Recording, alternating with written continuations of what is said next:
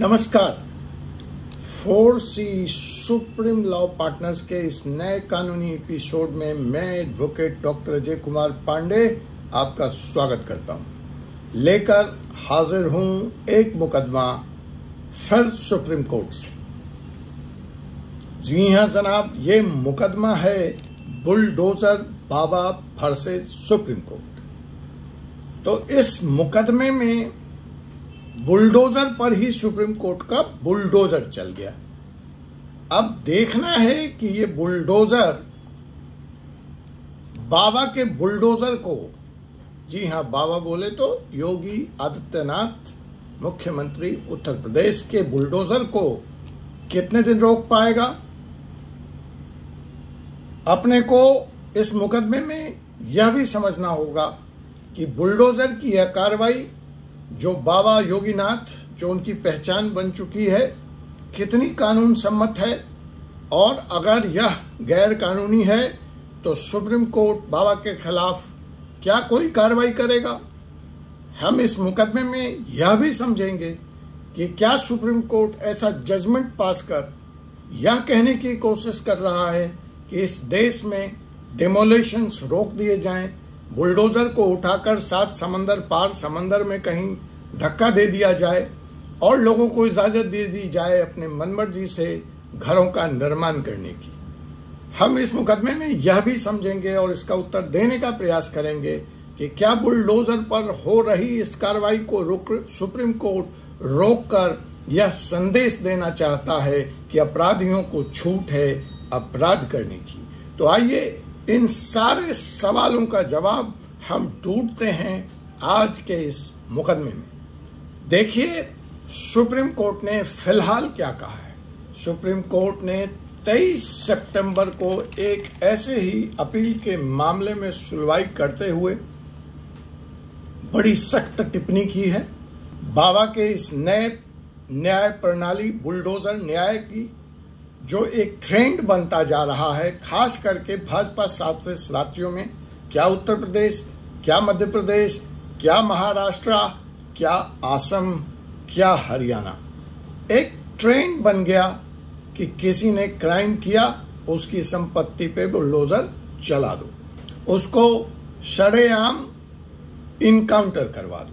त्वरित न्याय, तो त्वरित न्याय की इस बढ़ते हुए क्राइम फ्री स्टेट, बाबा जब उत्तर प्रदेश में आए 2017 में, तो उन्होंने कहा कि मैं उत्तर प्रदेश को अपराध मुक्त करूंगा, और अपराध मुक्त करने के लिए उन्होंने जिस 2 नए कानूनों का आविष्कार किया, वो एक था इनकाउंटर राज और दूसरा है बुलडोजर राज। या तो गोली मारो या तो संपत्ति तोड़ो।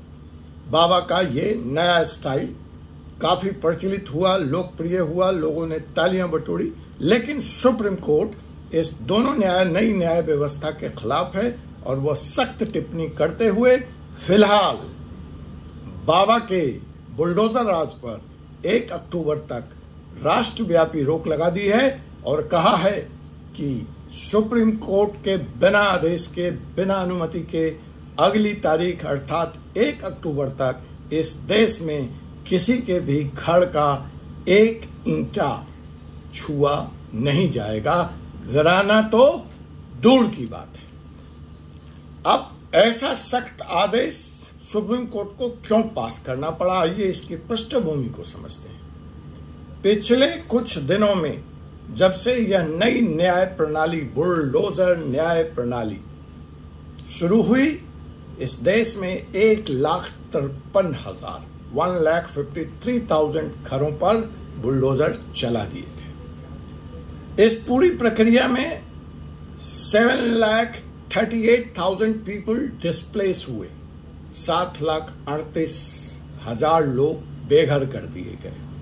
कई मसले तो ऐसे थे कि आरोप पति पे था, घर पत्नी के नाम था, उसका घर भी तोड़ दिया गया, बुलडोजर चला दिया गया। संपत्ति के मालिक का विवरण घर तोड़ डाल जाने के बाद मांगा गया, देखा गया। तो इन सारी बातों को मद्देनजर रखते हुए सुप्रीम कोर्ट ने फिलहाल लगा दिया है ब्लैंकेट बैन बाबा के बुलडोजर पर और थम गया है बुलडोजर का पहिया। दूसरी बात जो सुप्रीम कोर्ट इस मुकदमे की सुनवाई करते हुए कहता है और अंतर्राष्ट्रीय बिरादरी कह रही है कि ये सीधे तौर पर कानून का उल्लंघन है। सुप्रीम कोर्ट यहां पर यह स्पष्ट करता है कि व्यक्ति एक्यूज तो छोड़िए, इवन अगर कन्विक्टेड है तो आप उसकी संपत्ति पर बुलडोजर नहीं चला सकते। यहां क्या हुआ है कि व्यक्ति इधर नामित नहीं हुआ, उधर उसके संपत्ति पर बुलडोजर चला दिए। वह व्यक्ति किसी क्रिमिनल एक्टिविटीज में लिप्त था, वह व्यक्ति किसी दंगे के भड़काने का आरोपी था, या उसने किसी सभा सोसाइटी रैली में भी पार्टिसिपेट किया है। इसके अनेकों उदाहरण आए और वही प्रतिवेदन सुप्रीम कोर्ट के सामने आए। तो इस बढ़ते ट्रेंड में मेरिट देखते हुए सुप्रीम कोर्ट ने सख्त टिप्पणी की और एक फैसले में, जो कि इस वक्त सितंबर 13 की जिसकी वो सुनवाई कर रहा था, सुप्रीम कोर्ट के शब्द क्या हैं, आई कोट। सुप्रीम कोर्ट कहता है, running A bulldozer on the property of N accused, running a bulldozer on the property of an accused is akin to bulldozing the law of the land। कहता है आरोपित व्यक्ति के संपत्ति पर bulldozer चलाने का मतलब है आप इस देश के कानून पे बुलडोजर चला रहे हैं। बहुत सख्त टिप्पणी है सुप्रीम कोर्ट की। तो इस टिप्पणी के बाद सुप्रीम कोर्ट ने, जैसा मैंने आपको बताया, 1 अक्टूबर तक ब्लैंकेट बैन है। सुप्रीम कोर्ट हालांकि इस फैसले में इस टिप्पणी को करते के साथ दूसरे ही क्षण यह स्पष्ट करता है कि सुप्रीम कोर्ट इंक्रोचमेंट का समर्थन नहीं करती, सुप्रीम कोर्ट इलीगल कंस्ट्रक्शन का समर्थन नहीं करती। अगर कोई इंक्रोचमेंट है, कोई इलीगल कंस्ट्रक्शन है, जरूर तोड़ा जाए उसको, लेकिन शर्त क्या है, कंडीशन क्या है? सुप्रीम कोर्ट यह कहती है कि proper process of law must be followed.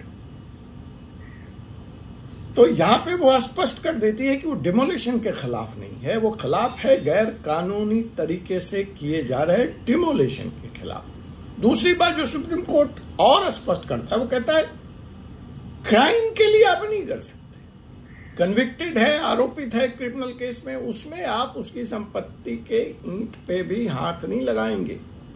अगर उसका कंस्ट्रक्शन इलीगल है, अगर उसने इंक्रोचमेंट किया है, जरूर तोड़िए। वो व्यक्ति, उसके लिए कोई जरूरी नहीं है कि किसी क्रिमिनल गतिविधि में भाग कर रहा है। लेकिन साथ ही सुप्रीम कोर्ट के रिटायर्ड जस्टिस इस विषय पर बोलते हुए जस्टिस लोकूर कहते हैं कि किसी की संपत्ति, खास करके रिहायशी संपत्ति, रातों रात तो बन नहीं जाती, रातों रात तो खड़ी नहीं हो जाती। तो कहां सो रही है म्युनिसिपैलिटी के अथॉरिटीज, कहां सो रहे हैं लॉ इन्फोर्समेंट एजेंसी? बिना उनकी मिलीभगत के ये सारे काम हो रहे हैं।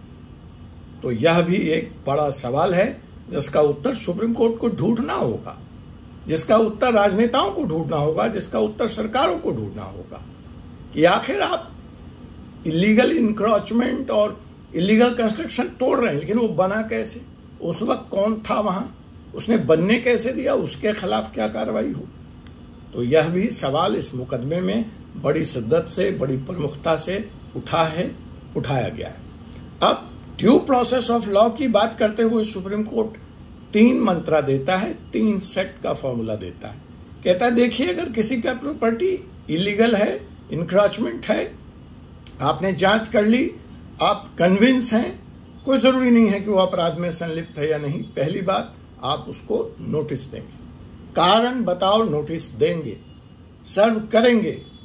दूसरी बात, आप उसके सुनवाई के लिए उसको रिजनेबल टाइम भी देंगे। और तीसरी बात, डिमोलिशन से पहले अवेलेबल लीगल रेमेडीज क्या है, क्या कोई ऐसी लीगल सॉल्यूशन है, पहले आप उसकी बात करेंगे। Demolition is the last step. तो जब हम इस राइट की बात करते हैं, हम इस कानून की बात करते हैं, ड्यू प्रोसेस की बात करते हैं, तो यहां पर एक बात बताना चाहूंगा मैं आपको, रादर घोषणा करना चाहूंगा। मेरी एक किताब नई property laws of India launch हुई है, जिसमें right of state right of property, because सिर्फ डेमोलिशन की बात नहीं है। क्या एक सरकार आ सकती है और रातों रात आपका जमीन, आप किसान हैं, राष्ट्रीय कार्य का हवाला देकर, किसी प्रोजेक्ट का हवाला देकर ले सकती है? ले सकती है तो क्या प्रोसेस ऑफ लॉ है? नहीं ले सकती तो क्यों नहीं ले सकती? आप कहाँ चैलेंज कर सकते हैं? इसके बारे में कानून क्या है? क्या आप नामित होते आपकी प्रॉपर्टी पर प्रहार हो सकता है? क्या इंसॉल्वेंसी लॉ के तहत आपको आपके प्रॉपर्टी राइट से विहीन किया जा सकता है? क्या पीएमएलए में आपकी प्रॉपर्टी जब्त की जा सकती है? ऐसे तमाम सारे सवालों का प्रॉपर्टी से रिलेटेड और कानून विस्तार से मैंने इस किताब में चर्चा की है। आप चाहें तो इस किताब को अमेज़न से या हम तक डायरेक्ट पहुंचकर मंगा सकते हैं और इन कानूनों के बारे में, अपनी संपत्ति की संरक्षा सुरक्षा के बारे में विस्तृत से आप जान सकते हैं। जाते जाते एक बात और बता दूं कि 1 अक्टूबर को जो भी फैसला आएगा उससे हम आपको अपडेट रखेंगे, लेकिन अपने 1 अक्टूबर के फैसले से पहले सुप्रीम कोर्ट यह स्पष्ट कर चुका है कि गैर कानूनी काम की इजाजत नहीं होगी। बाबा के बुलडोजर का टायर पंचर हो गया है, उत्तर प्रदेश में अब उसकी मूवमेंट नहीं देखी जा सकेगी कानूनी रूप से। इंतजार करते हैं 1 अक्टूबर के सुप्रीम कोर्ट के इस फैसले का कि बाबा का बुलडोजर जीतेगा या जीतेगा सुप्रीम कोर्ट का बुलडोजर। हाँ, सुप्रीम कोर्ट उस दिन एक राष्ट्रीय नीति, national policy for demolition of the property भी लेकर आएगा, जहां पूरे राष्ट्र के लिए गाइडलाइंस जारी की जाएगी।